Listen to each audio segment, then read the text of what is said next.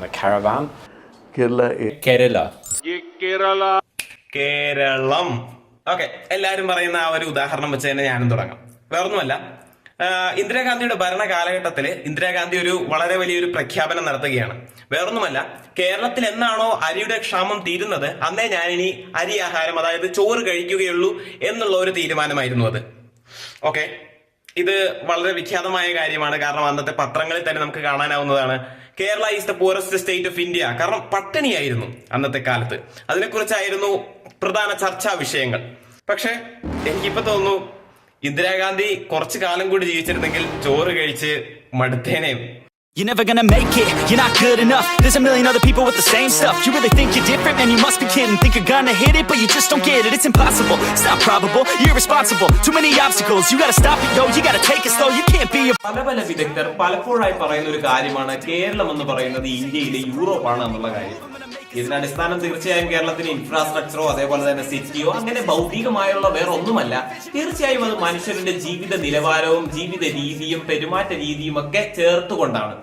ഞാൻ തീർച്ചയായും പറയുകയല്ല കേരളം യൂറോപ്പ് പോലെ തന്നെയാണ്, കേരളത്തിലെ ജനത യൂറോപ്പ് പോലെ തന്നെയാണ് എന്നല്ല.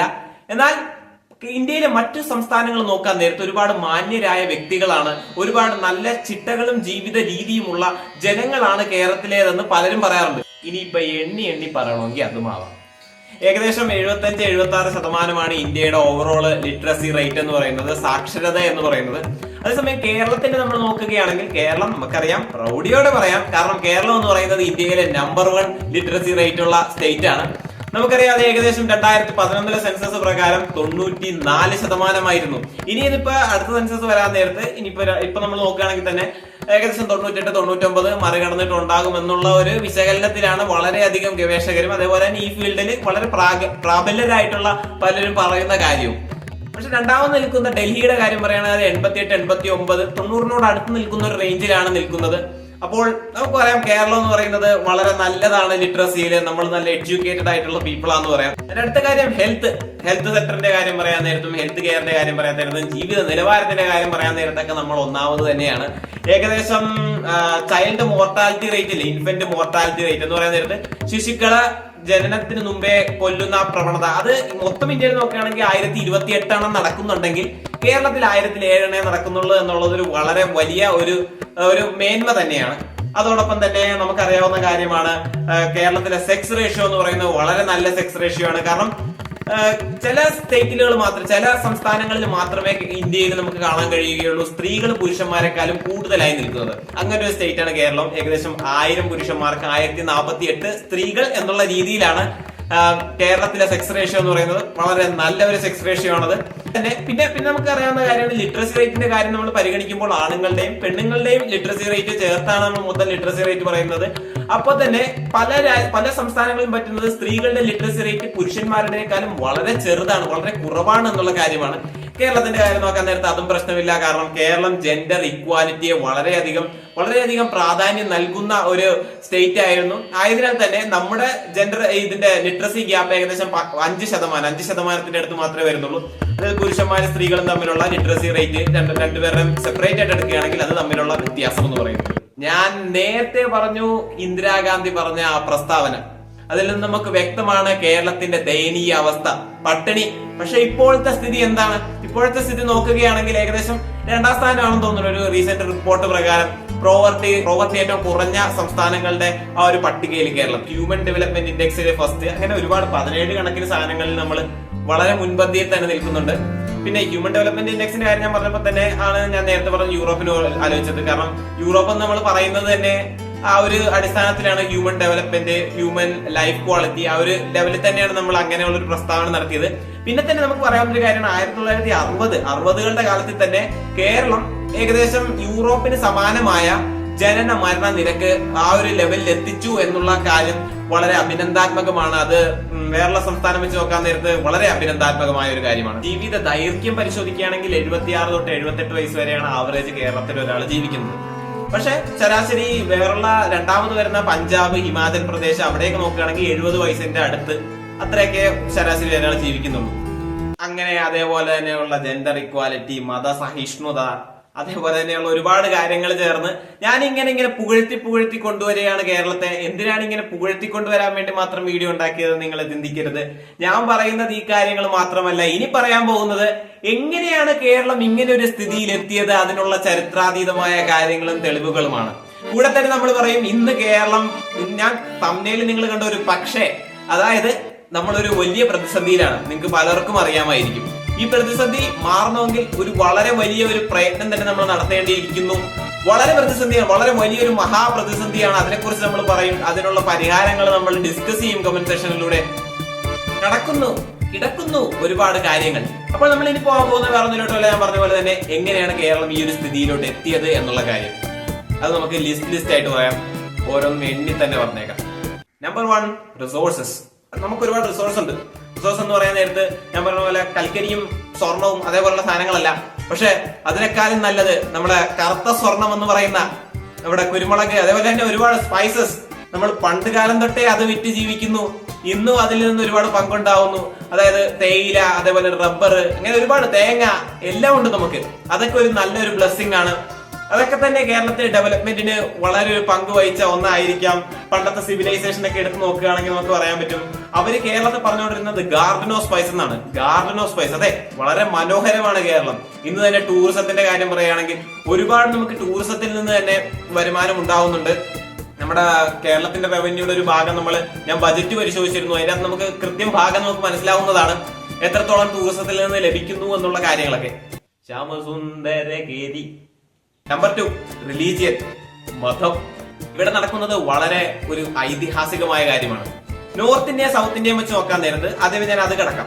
ഇതെന്ന് പറയുന്നത് രണ്ടും വളരെ വ്യത്യസ്തമായിട്ടുള്ള രണ്ട് ദേശങ്ങൾ പോലെയാണ്. കാരണം നോർത്ത് ഇന്ത്യയിൽ നടന്ന ചരിത്രമല്ല സൗത്ത് ഇന്ത്യയിൽ നടക്കുന്നത്. ഒരുപാട് വ്യത്യാസമുണ്ട്. അവരുടെ കൾച്ചറിൽ തന്നെ ഇപ്പോഴുള്ള വ്യത്യാസം അതിൽ പ്രകടമാണ്. അതേപോലെ തന്നെ നമുക്ക് പറയാം ഒരുപാട് റിസോഴ്സസിന്റെ കാര്യത്തിലും പ്രകൃതിയുടെ കാര്യത്തിലും വളരെ വ്യത്യാസമുണ്ട് നോർത്ത് ഇന്ത്യയും സൗത്ത് ഇന്ത്യയും തമ്മിൽ. ഞാൻ ഈ റിലീജിയന്റെ കാര്യം പറയാൻ നേരത്ത്, റിലീജിയൻ നമുക്കറിയാവുന്നതാണ്, ഇന്ത്യയിൽ ആദ്യമേ ഉണ്ടായിരുന്ന ഹിന്ദുക്കളായിരുന്നു. അത് പല വേരിയന്റ് ഉള്ള ഹിന്ദുക്കളായിരുന്നു പല സ്ഥലങ്ങളിലും. പക്ഷെ ബാക്കിയുള്ളവർ വന്നതാണ്. ഇങ്ങനെ വന്ന ഈ കഥയില്ലേ, അത് തന്നെ വളരെ വ്യത്യസ്തമാണ്. രണ്ടിലും രണ്ട് പർപ്പസുകളാണ് അവർ വന്നതില്, രണ്ട് രീതികളാണ്. അത് ഞാൻ പറഞ്ഞുതരാം. സത്യത്തിൽ കേരളത്തില് അതേപോലെ തന്നെയുള്ള പല തീരദേശത്തോട് ചേർന്നിരുന്ന ഭാഗങ്ങളിൽ ട്രേഡിന് വേണ്ടിയാണ് ഇങ്ങനെയുള്ള ഒരു പലരും വന്നിരുന്നത്. അത് നമുക്കറിയാവുന്നതാണ്. അങ്ങനെ ട്രേഡിന് വന്നവരോട് നമ്മുടെ ഇവിടെയുള്ള രാജാക്കന്മാർക്ക് വളരെ ഒരു എന്തായിരുന്നു, റെസ്പെക്ട് ആയിരുന്നു. കാരണം അവർക്ക് കൂടുതൽ പൈസ കിട്ടുന്നു, ഇവര് നമ്മുടെ സാധനങ്ങൾ കൊണ്ടുപോകുന്നു, നല്ല പൈസ കിട്ടുന്നു. അപ്പോൾ തീർച്ചയായും അവരെ സംരക്ഷിക്കുക എന്നത് ഇവിടുത്തെ രാജാക്കന്മാരുടെ ഒരു നല്ല ഒരു ലക്ഷ്യം തന്നെയായിരുന്നു. പക്ഷെ നോർത്ത് ഇന്ത്യയുടെ കാര്യം പരിശോധിക്കുകയാണെങ്കിൽ ഇത് വളരെ വ്യത്യസ്തമാണ്. അവർ വന്നത് കോൺകറേഴ്സ് ആയിട്ടാണ്, അതായത് പിടിച്ചടക്കുക എന്നുള്ള ബോധത്തോടെയാണ് അവിടെ വന്നത്. അതായത് മുഗൾ എംപയർ നമുക്കറിയാവുന്നതാണ്, പണ്ടത്തെ നോർത്ത് ഇന്ത്യൻ രാജവംശങ്ങളുടെ കാര്യങ്ങളൊക്കെ. പക്ഷെ സൗത്ത് ഇന്ത്യയിൽ വളരെ സന്തോഷകരമായി സൗമ്യമായ രീതിയിലാണ് എത്തുന്നത്. നമുക്കറിയാം യുവൽ നോഹ ഹരാരിയുടെ സാപ്പിയൻസ് ഞാൻ ഒരുപാട് പ്രാവശ്യം പറഞ്ഞിട്ടുണ്ട്. അതിൽ തന്നെ പറയുന്ന ഒരു വളരെ വലിയ കാര്യമാണ്, ഒരു പ്രത്യേക ചാപ്റ്റർ തന്നെയുണ്ട് അതിന്, മണി എന്ന് പറയുന്നത്. കാരണം മണിയാണ് മതത്തിന് പറ്റുന്നതല്ല. മണി എന്ന് പറയുന്നത് മനുഷ്യനെ കണക്ട് ചെയ്യുന്ന കണക്ഷൻ ഉണ്ടല്ലോ. എല്ലാവരും മണിയിൽ വിശ്വസിക്കുന്നു. മതത്തിൽ പലരും പല വിശ്വാസങ്ങളായിരിക്കും, പക്ഷെ മണിയിൽ എല്ലാവരും വിശ്വസിക്കുന്നു. അതേപോലെ തന്നെ വാണിജ്യത്തിൽ വിശ്വസിക്കുന്നു. ഇതിന്റെ പവറിനെ കുറിച്ചൊക്കെ യുവൽ നോഹ ഹരാരിയുടെ ബുക്കിലുണ്ട്. നിങ്ങൾക്ക് അത് വായിക്കാൻ ഞാൻ ലിങ്ക് കൊടുത്തിട്ടുണ്ട്. നമ്മൾ പറഞ്ഞു വന്നത് നോക്കുകയാണെങ്കിൽ കേരളത്തിലെ ക്രിസ്ത്യൻസ് വരുന്നത് ഏകദേശം 52 AD-യിലാണ്. അതായത് 2000 വർഷങ്ങൾക്ക് മുമ്പ്. എത്ര കാലം മുമ്പാണ് നിങ്ങൾ ആലോചിക്കണം. അന്ന് സെന്റ് തോമസിന്റെ ആഗമനത്തോടെയാണ് ക്രിസ്ത്യൻസ് ഇവിടെ തുടങ്ങുന്നത്. അതേപോലെ തന്നെ മുസ്ലിങ്ങളുടെ കാര്യം നോക്കുകയാണെങ്കിൽ അവർ വരുന്നത് ഏകദേശം 1500 വർഷങ്ങൾക്ക് മുമ്പാണ് കേരളത്തിൽ. അതായത് നമുക്ക് പറയാം നമ്മുടെ കേരളത്തിലെല്ലാം വന്നത് ഒരുപാട് പണ്ടാണ്. അന്ന് കേരളത്തിലുണ്ടായിരുന്ന ദ്രാവിഡ ഹിന്ദുയിസമായിരുന്നു. അതേസമയം നോർത്ത് ഇന്ത്യയിൽ വേദിക് ഹിന്ദുയിസമായിരുന്നു. ഇവിടെ പിടിച്ചടക്കലിനായിട്ട് ആദ്യമായി മുസ്ലിങ്ങൾ വരുന്നത് ഏകദേശം 800-900 വർഷങ്ങൾക്ക് മുമ്പ് ഉള്ള കാലയളവിലായിരുന്നു. അതേപോലെ തന്നെ ക്രിസ്ത്യൻസ് 400 വർഷങ്ങൾക്ക് മുമ്പിലുള്ള കാലയളവിലായിരുന്നു. അതായത് വളരെ അധികം നാളൊന്നുമായിട്ടില്ല കേരളത്തിനെ വെച്ച് നോക്കുകയാണെങ്കിൽ.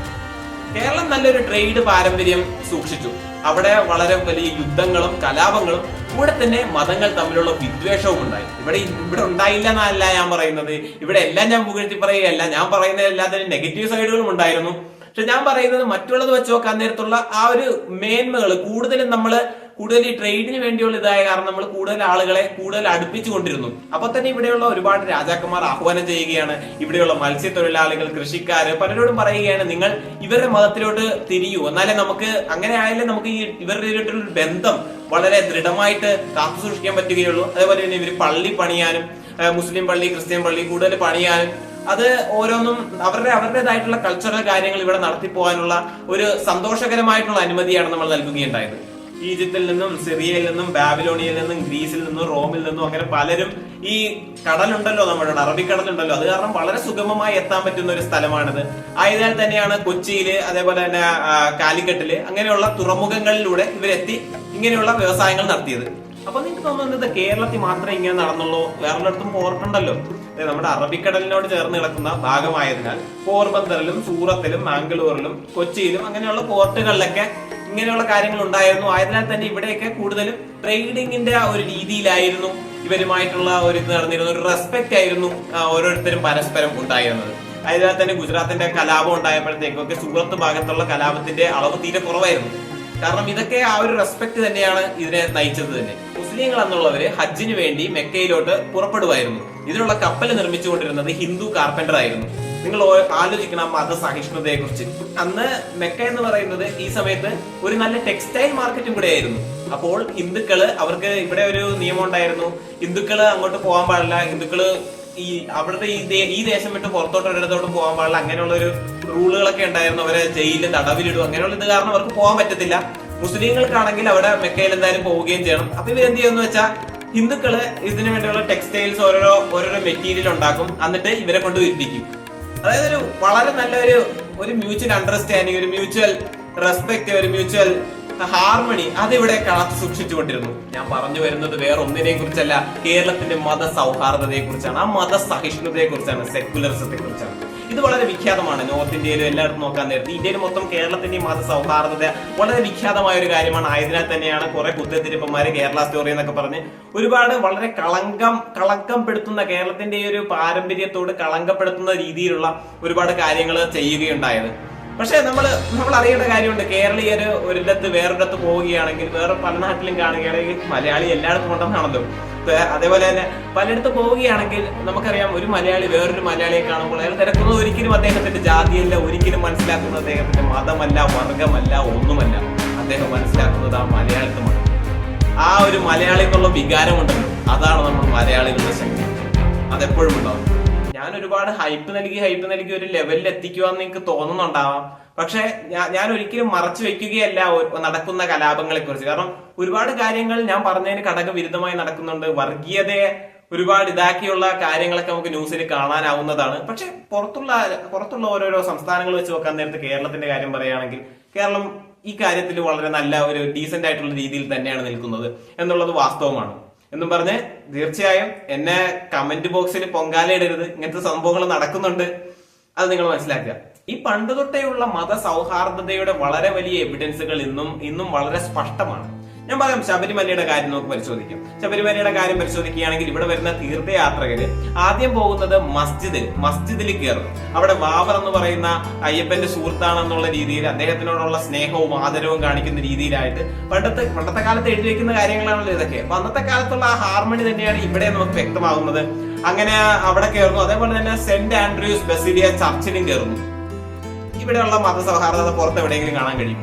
അപ്പോ ജാതി വ്യവസ്ഥയോ അയിത്തമോ ഇതിനെയൊക്കെ താൻ മൂടുവല്ലേ? അതെ, ഞാൻ മൂടുവല്ല കേട്ടോ, ഞാൻ പൊക്കിക്കൊണ്ടുവരാം. ഞാൻ ഒരെണ്ണത്തെ പൊക്കി മറ്റേ വല്ല ഡ്രോബാക്സിനെ താത്തുക എന്ന് നിങ്ങൾ വിചാരിക്കരുത് ഇതിനെ പൊക്കി പറഞ്ഞ്. വാസ്തവത്തിൽ ജാതി വ്യവസ്ഥ വളരെ വലിയൊരു പ്രശ്നം തന്നെയായിരുന്നു. കേരളത്തിൽ ഒരുപാട് പ്രക്ഷോഭങ്ങൾ ഉണ്ടായി. പക്ഷെ അത് കാരണമാണ് നമ്മുടെ ഇന്നത്തെ കേരളത്തിന് ഇത്രയും നല്ല ഒരു മത സൗഹാർദ്ദത ഉണ്ടായത്. ഒരു ജാതി സൗഹാർദ്ദം എല്ലാം ഒരു റേസിസം അത്ര ഒന്ന് കുറഞ്ഞു കിട്ടിയത് അത് കാരണം തന്നെയാണ്. കാരണം ഒരുപാട് റീഫോംസ് ഉണ്ടായി അതിന് വേണ്ടി. നാരായണ ഗുരു അതേപോലെയുള്ള ഒരുപാട് റീഫോർമേഴ്സിന്റെ ഓരോരോ റീഫോംസ് കാരണമാണ് നമുക്ക് കൂടുതലും ഇതിനെ കുറിച്ചുള്ള അവബോധം കിട്ടിയത്. ജനതയ്ക്ക് കൂടുതലും വർഗീയതയെ എതിർക്കുക എന്നുള്ള രീതിയിലുള്ള അവബോധങ്ങൾ ലഭിച്ചത്. പണ്ട് സ്വാമി വിവേകാനന്ദൻ പറയുകയുണ്ടായി, കേരളം എന്ന് പറയുന്ന ഒരു ഭ്രാന്താലയമാണ്. തീർച്ചയായും അന്നത്തെ അവസ്ഥ കാരണം അതാണ്. പക്ഷെ ഇന്നത്തെ അവസ്ഥയെ വെച്ച് അതിനെ താരതമ്യം ചെയ്യരുത്. കാരണം ഈ കുരുത്തവൻ വെയിലത്ത് പാടില്ല എന്ന് പറയാറുള്ള പോലെ നമ്മള് അങ്ങനെയുള്ള പല സന്ദർഭങ്ങളിലൂടെ കടന്നു വന്നതാണ്. അത് കാരണമാണ് നമ്മുടെ ഇന്നത്തെ ഈ സൗഹാർദ്ദത നിലനിൽക്കുന്നത്. അത് വളരെ വ്യക്തമായ ഒരു കാര്യമാണ്. പല പല കൾച്ചറിൽ നിന്ന് വന്നവർ, പല പല സിദ്ധാന്തങ്ങളുള്ളവർ, പക്ഷെ ഇന്നും കൾച്ചറുകളുടെ ഒരു മിക്സ് ആണ് കേരളത്തിലുണ്ടായത്. പല കൾച്ചറുകളും മിക്സ് ചെയ്ത് കേരളീയ മലയാളി തനിമ ഉണ്ടാവുകയാണ്. അതെ, മലയാളത്തിന്റേതായ, കേരളത്തിന്റേതായ ഓരോരോ ശൈലികളും രീതികളും അത് നമ്മൾ ഇന്നും കാത്തു സൂക്ഷിക്കും. Number 3, Gulf. എന്തോരം ആൾക്കാരാണ് നമ്മുടെ ചുറ്റുപാട് നോക്കാൻ നേരത്തെ. ഒരുപാട് ആൾക്കാർ ഗൾഫിൽ പോയവരുണ്ട്. ഇന്നത്തെ കാലം ഒരുപാടുണ്ടായിരുന്നു കുറച്ചു നാൾക്ക് മുമ്പ്. ഇപ്പോ പലരും പല രാജ്യങ്ങളിലോട്ടൊക്കെ പോകുന്നുണ്ട്. നേരത്തെ ഗൾഫ് എന്ന് പറയുന്നത് ഒരു കാലഘട്ടത്തിൽ ഭയങ്കര ഇതായിരുന്നു. കാരണം നമുക്കറിയാം, കേരളം കൂടുതലും, കേരളത്തിലെ പണ്ടുള്ള രാജാക്കന്മാരും മുതലേ വിദ്യാഭ്യാസത്തിന് കൂടുതൽ ഊന്നൽ നൽകുന്ന രീതിയിലായിരുന്നു. പിന്നെ ഈ റീഫോംസ് വന്നപ്പോഴും ജാതി വ്യവസ്ഥ അതേപോലെയുള്ള ഒരുപാട് ഇതൊക്കെ വന്നപ്പോഴും എല്ലാവർക്കും വിദ്യാഭ്യാസം വേണം എന്നുള്ള ഒരു ആശയമാണ് കൂടുതൽ ഇവിടെ ഉദിച്ചു വന്നത്. കൂടുതൽ ഒരു സാമ്പത്തിക ശക്തി ആവണം, വളരെ പൈസ ഉണ്ടാവണം, വളരെ വലിയ ഇതാവണം എന്നുള്ള മോഹത്തിൽ നിന്ന് വിപരീതമായി കൂടുതലും വിദ്യാഭ്യാസം അതേപോലെ തന്നെ ആരോഗ്യം എന്നുള്ളത് പണ്ടുകാലം മുതലേ കേരളത്തിൽ ഉദിച്ചു വന്ന ഒരു ആശയമാണ്. അത് ഇന്നും കാത്തു സൂക്ഷിക്കുന്നുണ്ട് എന്നുള്ള കാര്യം വളരെ വ്യക്തമാണ്. അപ്പോൾ അതില് കൂടുതൽ ആൾക്കാർ ഗൾഫിലോട്ട് പോകാൻ തുടങ്ങി. ഈ നമ്മൾ ലിറ്ററേറ്റ് ആയിട്ടുള്ള ആളുകൾ ഗൾഫിൽ പോകാൻ നേരത്ത് നടക്കുന്നത് എന്തെന്ന് വെച്ചാൽ ഇവരുടെ കുടുംബത്തിന് കൂടുതൽ സാമ്പത്തികം ഉണ്ടാവുകയാണ്. അങ്ങനെ പോയുള്ളവരുടെ, അങ്ങനെ ഗൾഫിൽ പോയവരുടെ കുടുംബം കൂടുതലും മെച്ചപ്പെടുകയാണ്. അവരുടെ ജീവിത സാഹചര്യങ്ങളും ജീവിത രീതികളും മെച്ചപ്പെടുകയാണ്. പക്ഷെ നടന്നത് എന്താന്ന് പറഞ്ഞാൽ കൂടുതൽ ആൾക്കാർ ഇങ്ങനെ പോയി തനത് പണി ചെയ്യുന്നവർ കുറഞ്ഞുപോയി. അതായത് തൊഴിലാളികൾ. അങ്ങനെയാണ് കൂടുതലും അന്യദേശത്തു നിന്നുള്ള ആളുകൾ ഇങ്ങോട്ട് വരുന്നത്. കാരണം നമ്മുടെ ഇവിടെയുള്ളവര് തനതായിട്ടുള്ള ആളുകൾ കുറഞ്ഞപ്പോൾ തൊഴിലാളികൾക്ക് ഡിമാൻഡായി, കൂടുതൽ പൈസ കൊടുക്കാൻ തുടങ്ങി. അങ്ങനെയാകുമ്പോൾ ഏകദേശം പുറത്തൊക്കെ നോക്കാൻ നേരത്ത് 3 മടങ്ങ് കൂടുതൽ വേതനമാണ് ഇവിടെ വരുന്ന നമ്മുടെ ആസാമികൾക്കും അവർക്കൊക്കെ കൊടുക്കുന്നത്. അവർക്കത് വളരെ വലിയ സന്തോഷമാണ്. അങ്ങനെയാണ് ഇപ്പൊ കൂടുതൽ ആളുകൾ കേരളത്തിലോട്ട് പണിക്കായി വരുന്നത്. പൊളിറ്റിക്സ്, അതെ പൊളിറ്റിക്സ്, കേരളത്തിന്റെ പൊളിറ്റിക്സ് വളരെ നല്ലതാണ് കേട്ടോ. നമുക്ക് പറയാൻ പറ്റും, ഓരോ ഭരണാധികാരി വരാൻ നേരത്ത് ഇയാള് എന്ത് കണാപ്പനാണ്, പലതും പറയാറുണ്ട് നമ്മള്. പക്ഷെ നമ്മുടെ കേരളത്തിന്റെ പൊളിറ്റിക്സ് ഇത്രയും കൂടെ നല്ല പൊളിറ്റിക്സ് ആണ്. കാരണം പുറത്തുള്ള ഒരു സംസ്ഥാനം നോക്കുകയാണെങ്കിൽ ചില സംസ്ഥാനങ്ങളിലേക്ക് 26 വർഷങ്ങളായിട്ട് ഒരേ പാർട്ടിയുടെ ഭരണം തന്നെ നടക്കുന്നുണ്ട്. സത്യത്തിൽ കോമ്പറ്റീഷൻ ഇല്ലെങ്കിൽ എന്ത് ഡെമോക്രസി? നമ്മുടെ കേരളത്തിൽ നോക്കാൻ നേരത്തെ ഇടതുപക്ഷം വലതുപക്ഷം നല്ല കോമ്പറ്റീഷനാണ്. ഒരു കൂട്ടര് ചെയ്യുന്ന തെറ്റ് അത് ചൂണ്ടിക്കാണിക്കാൻ അടുത്ത ആളുകളുണ്ട്, വളരെ വലിയ വിമർശനങ്ങൾ നടത്താൻ ആളുകളുണ്ട്. അതേപോലെ തന്നെ അവരുടെ കാലം എത്താൻ നേരത്ത് അതിനെ മാറ്റി നല്ല രീതിയിൽ ആക്കുന്ന പല ആളുകളുമുണ്ട്. ഇവരുടെ ഈ ഒരു കോമ്പറ്റീഷൻ കാരണം വളരെ നല്ല ഒരു നിലയിൽ എത്തിയിട്ടുണ്ട് കേരളം എന്നാണ് പലരുടെ അഭിപ്രായം. ഒരു പാർട്ടിക്കും നേരെ ചായ്വ് കാണിക്കുകയല്ല, ഞാൻ നിൽക്കുകയല്ല, എല്ലാം കണ്ടിട്ട് കാണാത്ത പോലെ ഇരിക്കുകയല്ല, തല്ലുകൊള്ളിത്തരം ഇവർ കാണിക്കുന്നുണ്ട്. പണ്ടുള്ള രാജാക്കന്മാർ ചെയ്ത പോലെ തന്നെ ഇവരും വിദ്യാഭ്യാസത്തിനും ഹെൽത്ത് കെയറിനും ഒരുപാട് ഒരു പ്രാധാന്യം കൊടുത്തുള്ള രീതിയിലാണ് ഈ ഗവൺമെന്റും നടത്തുന്ന ഓരോ നയങ്ങളും. അതുപോലെ നമുക്കിപ്പോഴത്തെ ഞാൻ ബഡ്ജറ്റ് കാണിക്കുമ്പോൾ നിങ്ങൾക്ക് മനസ്സിലാവും. ബഡ്ജറ്റിന്റെ സ്ക്രീൻഷോട്ട് എടുത്തിട്ടുണ്ട്. അതാണ് നിങ്ങൾക്ക് മനസ്സിലാവും കൂടുതലും എഡ്യൂക്കേഷൻ എന്തോരം നമ്മുടെ കിട്ടുന്ന വരുമാനത്തിൽ എന്തോരം ഭാഗമാണ് നമ്മൾ എഡ്യൂക്കേഷൻ കൊടുക്കുന്നത് എന്നുള്ള കാര്യം. അതുപോലെ തന്നെ ഹെൽത്ത് കെയറിൽ സ്കൂളുകളുടെ കാര്യം പരിശോധിക്കുകയാണെങ്കിൽ ഏകദേശം 91% കേരളത്തിലുള്ള മൊത്തം സ്കൂളുകളും ഗവൺമെന്റിന്റെ അല്ലെങ്കിൽ എയ്ഡഡ്, അതേപോലെ തന്നെ മാനേജ്മെന്റ്, ഗവൺമെന്റിന്റെ സിലബസ് പാലിക്കുന്ന രീതിയിലുള്ളതാണ്. ഇപ്പൊ ഗവൺമെന്റിന്റെ രീതി നമുക്ക് പറയാൻ പറ്റും, ഗവൺമെന്റിന്റെ നല്ലൊരു പ്രകടനമാണ് ഇവിടെ. പുറത്തുള്ളവരെയൊക്കെ വെച്ച് നോക്കാൻ നേരത്ത് ഞാൻ എപ്പോഴും കമ്പയർ ചെയ്യുന്നു. പക്ഷെ പുറത്തുള്ളവരെ വെച്ച് നോക്കാൻ നേരത്ത് അവരുടെ ഗവൺമെന്റിന്റെ ക്വാളിറ്റി കുറവാണെന്നുള്ള രീതിയിലൊക്കെ പറയാറുണ്ട്. കേരളത്തിന്റെ ഗവൺമെന്റിൽ കൂടുതൽ പരിഷ്കരണങ്ങൾ വരുത്തി, കൂടുതൽ ഹൈടെക് ഒക്കെ ആക്കി, കൂടുതൽ ഫെസിലിറ്റികൾ കൊടുത്ത് നല്ല രീതിയിലൊക്കെ സ്കൂളുകളൊക്കെ മെയിൻറ്റെയിൻ ചെയ്യുന്നു പറയേണ്ടത് തന്നെയാണ്. ഈ എഡ്യൂക്കേഷനും ഹെൽത്ത് ഒക്കെ തന്നെ വലുതാവുമ്പോൾ തന്നെ ഹ്യൂമൻ ഡെവലപ്മെന്റ് സ്വാഭാവികമായിട്ടും വലുതാവും, ക്വാളിറ്റിയും വലുതാവും. തീർച്ചയായും ഇനിയാണ് ഡ്രോബാക്സ്. കുറ്റം പറയേണ്ട സമയമായിരിക്കുന്നു. വാ നമുക്ക് പ്രതിസന്ധിയിലോട്ട് കിടക്കാം. കാരണം ഇത് വളരെ വളരെ വലിയ ഒരു പ്രതിസന്ധി തന്നെയാണ്. നിങ്ങൾ തീർച്ചയായിട്ടും ഇത് അറിഞ്ഞിരിക്കേണ്ടതാണ്. ഇതിന് ഒരുപാട് മാറ്റങ്ങൾ വരുത്താൻ നമ്മുടെ ഗവൺമെന്റ് കൂടുതൽ കാര്യങ്ങൾ നടത്തേണ്ടതാണ്. നമുക്ക് പ്രതിസന്ധിയിലോട്ട് കിടക്കാൻ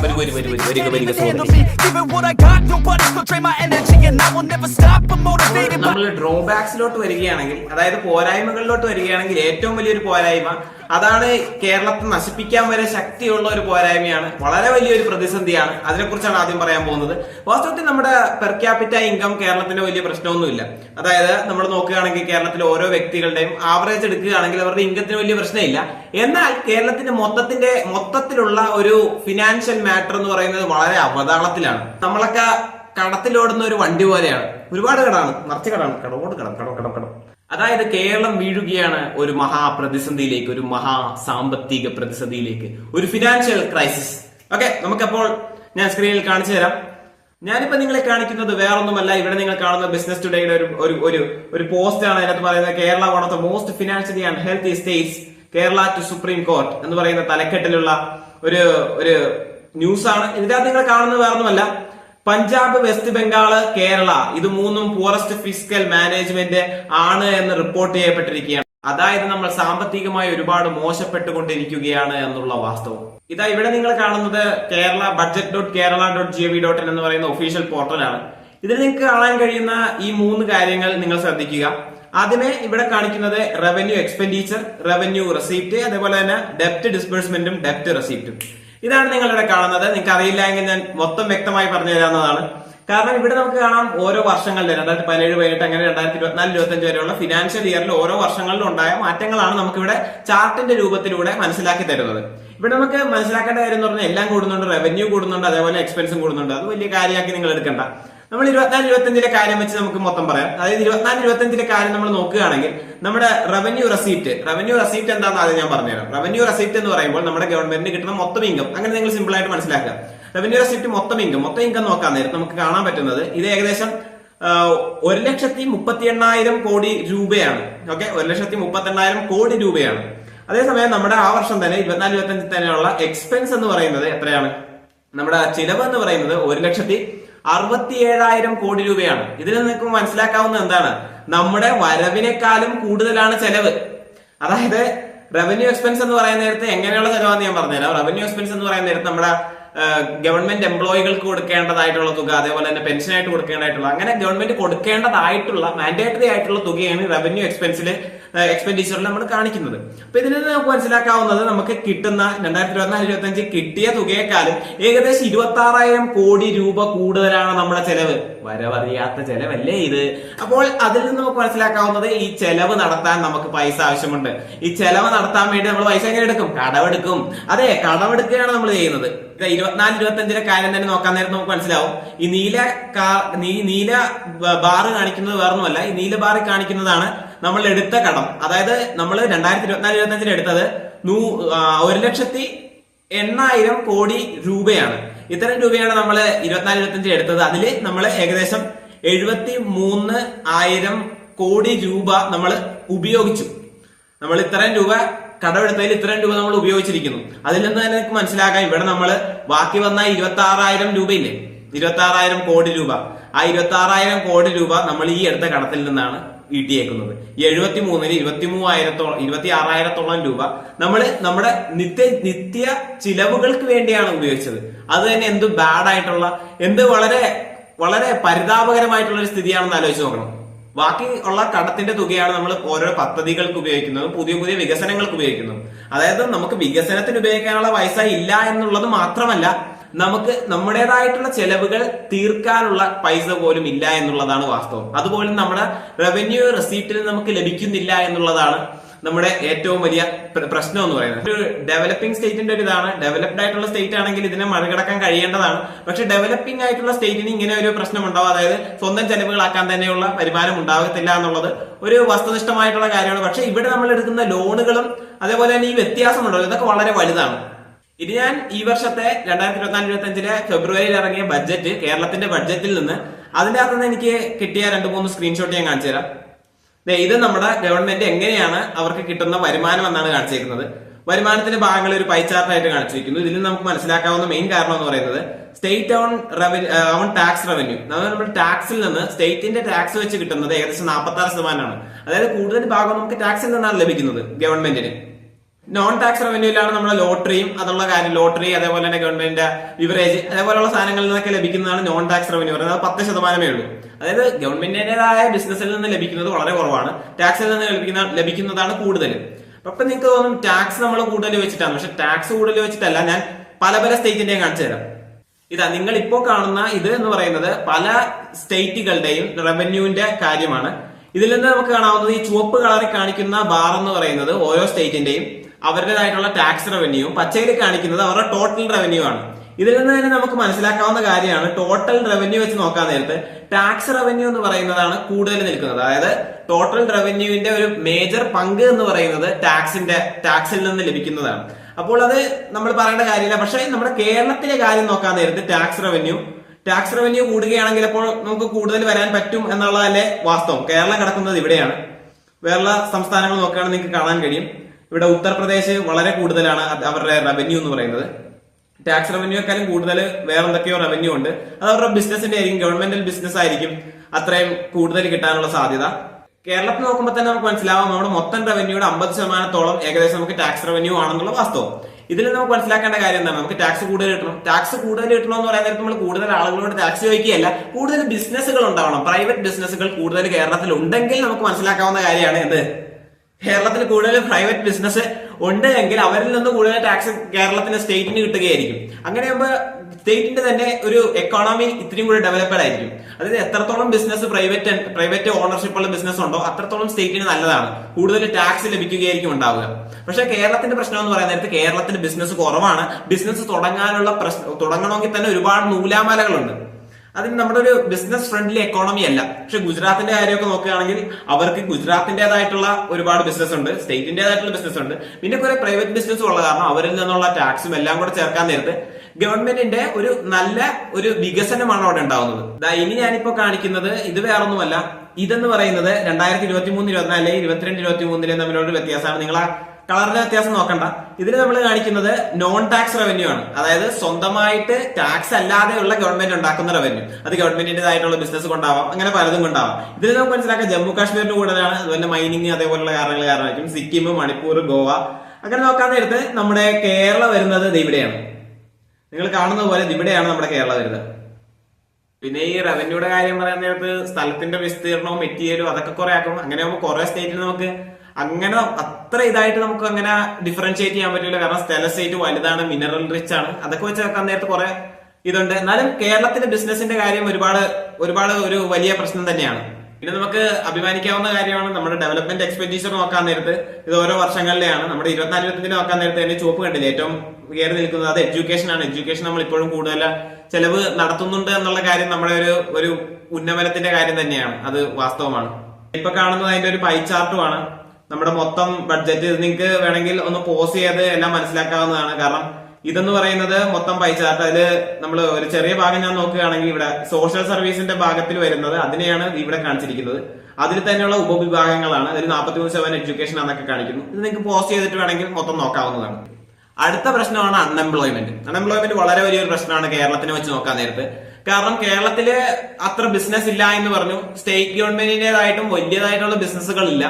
ഉണ്ടെങ്കിൽ തന്നെ സ്റ്റേറ്റ് ഗവൺമെന്റ് ജോലി അങ്ങനെയുള്ള ജോലികൾ അതിൽ തന്നെ നമുക്കറിയാം കേരളത്തിന് തന്നെ ഇങ്ങനത്തെ കടങ്ങളായിട്ടിരിക്കുന്നു. അവർക്ക് സ്വന്തം ചെലവുകൾ പോലും നീട്ടാനുള്ള ഒരു ഇതില്ല. ആയസ്ഥിതിക്ക് അവർ കൂടുതൽ ആളുകളെ വയ്ക്കുകയില്ല ഗവൺമെന്റ് സെക്ടറിലെ ഉദ്യോഗസ്ഥരായി തന്നെ. ഉള്ള വേക്കൻസി വെച്ച് മാറ്റി വെക്കുക തന്നെ ആയിരിക്കും.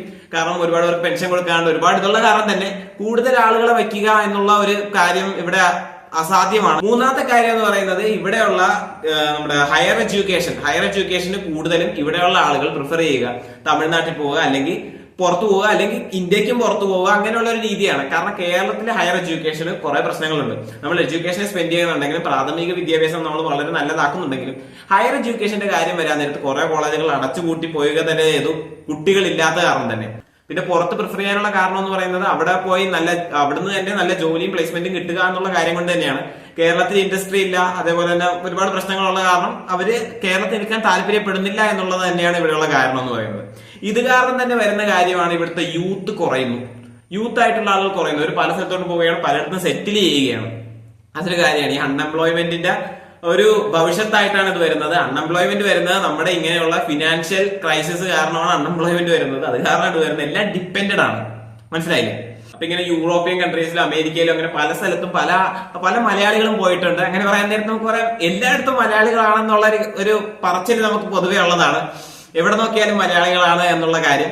പക്ഷെ ഇങ്ങനെ പോകുന്നതിൽ നമുക്ക് മനസ്സിലാകാവുന്നത് 1% ആളുകളും ഇങ്ങനെ പോകുന്നതിന് അവര് ഹൈ സ്കിൽഡ് ആയിട്ടുള്ള ആളുകളാണ് എന്ന് പറയുന്ന നേരത്തെ ഹൈ സ്കിൽ പ്രൊഫഷണൽസ് ആണ്. എന്ന് പറയുമ്പോൾ ഡോക്ടർ, അതേപോലെ തന്നെ എഞ്ചിനീയർ, അങ്ങനെയുള്ള ഹൈ സ്കിൽഡ് ആയിട്ടുള്ള ആളുകളാണ്. നോക്കാൻ നേരത്തെ ഞാൻ നേരത്തെ പറഞ്ഞ പോലെ ഗൾഫിൽ പോയി നമ്മുടെ ഇവിടുത്തെ കുടുംബം വലുതാവുന്നത് പോലെ നമ്മുടെ ഇവിടുത്തെ കുടുംബത്തിന് സാമ്പത്തികമായി ഉന്നമനം ഉണ്ടാവുക, ലൈഫ് സ്റ്റൈൽ കൂടുക എന്നുള്ള ഇതുപോലെ തന്നെ ഇവിടെയുള്ള കുടുംബങ്ങൾക്കും അങ്ങനെ പോകുന്നവരുടെ വളരെ വലിയ മെച്ചങ്ങൾ ഉണ്ടാവാം. പക്ഷെ ഇതിനേക്കാളും ഉപരി പ്രശ്നം എന്ന് പറയാൻ നമ്മുടെ ഇവിടുത്തെ മാൻ പവർ പോവുകയാണ്. നമ്മുടെ ഇവിടുത്തെ ഒരു യുവാക്കന്മാരാണ് കൂടുതലും പോകുന്നത്. യുവാക്കന്മാർ പോവുകയാണ്. അങ്ങനെ വരാൻ നേരത്ത് ഇവിടെ വൃദ്ധരായി മാറുകയായിരിക്കും. കാരണം ഒന്നാമത്തെ കാര്യം എന്ന് പറഞ്ഞാൽ പോപ്പുലേഷൻ റേറ്റ് കുറഞ്ഞു വന്നുകൊണ്ടിരിക്കുകയാണ് കേരളത്തിലെ കാര്യം പറയുകയാണെങ്കിൽ. അതായത് ഇപ്പൊ വൃദ്ധരുടെ അളവ് കൂടി വരും. ചൈനയിൽ ഞാൻ നേരത്തെ വീഡിയോയിൽ പറഞ്ഞതുപോലെ തന്നെ ചൈനയിൽ പറഞ്ഞതുപോലെ തന്നെ വൃദ്ധരുടെ അളവ് കൂടുതലാണ്, നമ്മുടെ ഇപ്പോഴത്തെ കുട്ടികളുടെ അളവ് കുറഞ്ഞു വരികയാണ്. ഈ കുറഞ്ഞ കുട്ടികളുടെ അളവിൽ തന്നെ ഇവർ കൂടുതലും പല സ്ഥലത്തോട്ടും പോകാൻ നേരത്ത് നമ്മുടെ ഇവിടെ വൃദ്ധന്മാരും അതേപോലെ തന്നെ മധ്യവയസ്കരും അതിൽ കൂടുതലും കാര്യക്ഷമത കുറഞ്ഞ ആളുകളാണ് ഉള്ളതെങ്കിൽ തീർച്ചയായിട്ടും കേരളത്തിന്റെ ഈ ക്രൈസിസ് വീണ്ടും കൂടുക തന്നെയുള്ളൂ. അപ്പൊ ഞാൻ പറഞ്ഞ പോലെ എല്ലാം ഇന്റർ ഡിപ്പെൻഡന്റ് ആണ്. ഇനി സമയമായി സൊല്യൂഷൻ. ഇതിനുള്ള സൊല്യൂഷൻ എന്താണ്? എന്റേതായിട്ടുള്ള സൊല്യൂഷൻ ഞാൻ പറയാം. എനിക്ക് തോന്നിയ കാര്യങ്ങൾ ഞാൻ പറയാം. ഞാൻ റിസർച്ച് ചെയ്തിട്ട് എനിക്ക് മനസ്സിലായ കാര്യങ്ങൾ ഞാൻ പറയാം. നിങ്ങൾ നിങ്ങളുടേതായിട്ടുള്ള അഭിപ്രായങ്ങളും നിർദ്ദേശങ്ങളും കമന്റ് ബോക്സിൽ രേഖപ്പെടുത്തുക. നമുക്ക് കൂടുതൽ ഡിസ്കഷൻ ചെയ്യാനെ കുറിച്ച്. എന്റെ അഭിപ്രായത്തിൽ ആദ്യം ബിസിനസ്സുകളെ പ്രൊമോട്ട് ചെയ്യുക. ഗവൺമെന്റ് പുതിയതായിട്ട് ബിസിനസ് എടുക്കണമെന്ന് ഞാൻ പറയുന്നില്ല, പക്ഷെ പ്രൈവറ്റ് ബിസിനസിനെ കൂടുതൽ പ്രൊമോട്ട് ചെയ്യുക. കാരണം പ്രൈവറ്റ് ബിസിനസ് ഒന്നാമത്തെ കാര്യം എന്ന് പറഞ്ഞാൽ കേരളത്തിന് നാച്ചുറൽ ബ്യൂട്ടിയാണ്, പൊല്യൂഷൻ കുറവാണ്. സ്വച്ഛ് ഭാരത് എന്ന് പറയാൻ നേരത്ത് സ്വച്ഛത ഉള്ള ഒരു സ്റ്റേറ്റുകളുടെ കൂട്ടത്തിലുള്ളതാണ് കേരളവും. അധികം പൊല്യൂഷൻ ഇല്ല വേറെല്ലോടം വെച്ച് നോക്കാൻ നേരത്ത്. അപ്പോ ഇങ്ങനത്തെ ഇൻഡസ്ട്രി വന്നാൽ പൊല്യൂഷൻ ഉണ്ടാവും എന്നുള്ള രീതിയിൽ ഒരുപാട് ആളുകൾ വന്നേക്കാം. പക്ഷെ നമ്മൾ പൊല്യൂഷൻ കുറവുള്ള സസ്റ്റൈനബിൾ ആയിട്ടുള്ള ഇൻഡസ്ട്രികളെ കൂടുതൽ പ്രൊമോട്ട് ചെയ്യുക. ഇവിടെയുള്ള സാഹചര്യത്തിന് അനുകൂലമായിട്ടുള്ള തരത്തിലുള്ള ബിസിനസ്സുകൾ തുടങ്ങുക. അത് വളരെ നല്ലതായിരിക്കും. കൂടുതൽ എനിക്ക് പറയാൻ പറ്റുന്നത് IT സെക്ടറിൽ തുടങ്ങുക എന്നുള്ള ഒരു അഭിപ്രായമാണ്. കാരണം AI ഒക്കെ കാലം വരുന്നു. IT സെക്ടറിലാണെങ്കിൽ വളരെ വലിയ കാര്യങ്ങൾ നടത്താൻ കഴിയും. ഇപ്പോൾ ഒരുപാട് വിദ്യാർത്ഥികൾക്ക് തന്നെ, ഇവിടെ ഉള്ള തന്നെ ഒരുപാട് ആളുകൾക്ക് തന്നെ നമുക്ക് ജോബ് ഓപ്പർച്യൂണിറ്റി കൊടുക്കാൻ പറ്റും. IT സെക്ടറിന്റെ ഗുണം അതാണ്. അങ്ങനെ വന്നിട്ട് നമ്മുടെ ഇൻഫോ പാർക്കും ടെക്നോ പാർക്കും വന്നപ്പോഴത്തേക്കും കേരളത്തിലുണ്ടായ മാറ്റം വളരെ വലുതായിരുന്നു. അത് പ്രശംസനീയമായ ഒരു കാര്യം തന്നെയാണ്. ഇവിടെയും ഗവൺമെന്റിന് തുടങ്ങണമെങ്കിൽ വിലങ്ങുതടിയായിട്ട് വരുന്നത് വേറൊന്നുമല്ല, ഈ പ്രശ്നം തന്നെയാണ്. അതായത് നമ്മുടെ എക്സ്പെൻസ് നടത്താൻ പോലും നമുക്ക് റവന്യൂ ഇല്ല. അങ്ങനെ വരാൻ നേരത്ത് കൂടുതലും പ്രൈവറ്റ് ബിസിനസിനെ നമ്മൾ പ്രൊമോട്ട് ചെയ്യുക എന്നുള്ളതാണ്. ഞാൻ നേരത്തെ പറഞ്ഞതുപോലെ തന്നെ ഈ കോളേജ് എഡ്യൂക്കേഷൻ, അതേപോലെ തന്നെ ഹയർ യൂണിവേഴ്സിറ്റി, ഹയർ എഡ്യൂക്കേഷൻ ഒക്കെ കൂടുതലും ഇത്രയും കൂടെ നല്ലതാക്കുക. അതായത് അതിന്റെ ഒരു പേരും പ്രൗഢിയൊക്കെ ഇന്ത്യ മൊത്തം കേൾക്കുന്ന രീതിയിൽ, വേൾഡ് മൊത്തം കേൾക്കുന്ന രീതിയിലൊക്കെ എത്തിക്കാൻ കഴിയുകയാണെങ്കിൽ പിന്നെ കേരളത്തിൽ നിന്ന് ആരും പോവുകയില്ല. കൂടുതൽ ആളുകൾ ഇങ്ങോട്ട് വരികയായിരിക്കും. കേരളത്തിന്റെ ഫിനാൻഷ്യൽ കണ്ടീഷൻ തന്നെ വളരെ നല്ല രീതിയിലാക്കി നമുക്ക് മറികടക്കാൻ കഴിയുമെന്നുള്ളത് വാസ്തവമാണ്. അപ്പോൾ ഇത്രയേ ഉള്ളൂ എന്റെ ഒരു അഭിപ്രായം എന്ന് പറയുന്നത്.